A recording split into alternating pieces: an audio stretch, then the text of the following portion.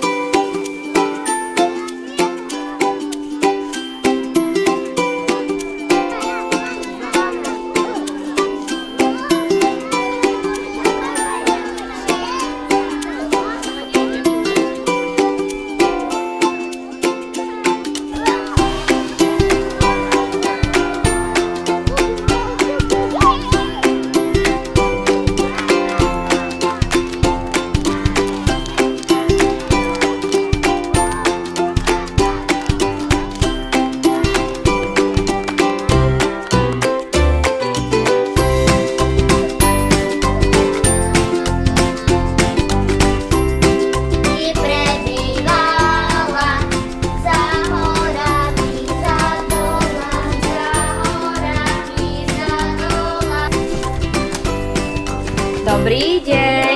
Dobrý deň. Môžeme? Áno, poďte. Milý pán primátor, vyniesli sme morenu do Poltárice zapálenú a hodenú. S morenou šla zima spať, skončila jej vláda na dlhý čas. Všetko, čo až dosiaľ spalo, prebúdza sa k životu. Nesli sme vám túto vetvičku, aby ste aj vy vedeli, že v Poltári je už jar. Ďakujem veľmi pekne, krásne. Podľa ľudových zvykov je tradíciou vlastne stále 2 týždne pred Veľkou nocou na smrtnú nedeľu vynášať morenu. A tak tomu bolo aj dnes.